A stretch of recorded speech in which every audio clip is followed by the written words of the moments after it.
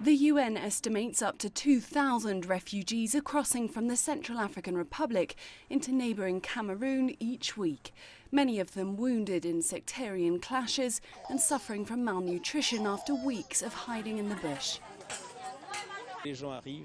People are arriving in absolutely tragic circumstances, and all this is a situation where support from international organizations is reduced in the face of the crisis being forgotten.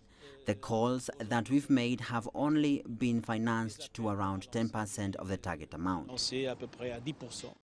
Since December, around 90,000 refugees have crossed into Cameroon. The World Food Programme has provided rations to less than half since May and is struggling to scale up its operations. Once they get over to Cameroon, we have no resources to provide the food assistance that's necessary. And so you have people who have hidden in the bush for weeks and months at a time who get into Cameroon who are severely malnourished, and then they find nothing.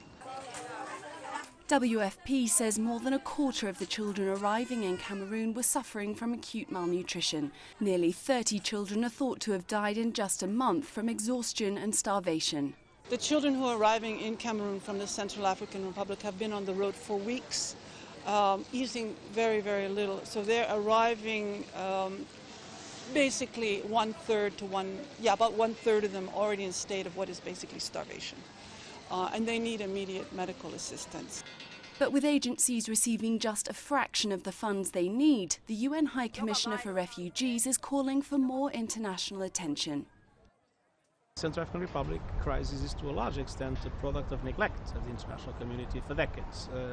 And the difficulties that the international community has found now to find the adequate answer, to create the conditions, first of all, to guarantee security, which means a much stronger force than the one that is presently in the country, and then to help rebuild the state and to create the conditions for a true reconciliation.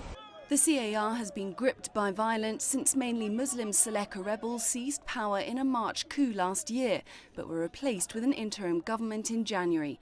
Deadly reprisal attacks between splinter rebel groups and vigilante anti-Balaka militia continue to claim lives. Clementine Logan, CCTV.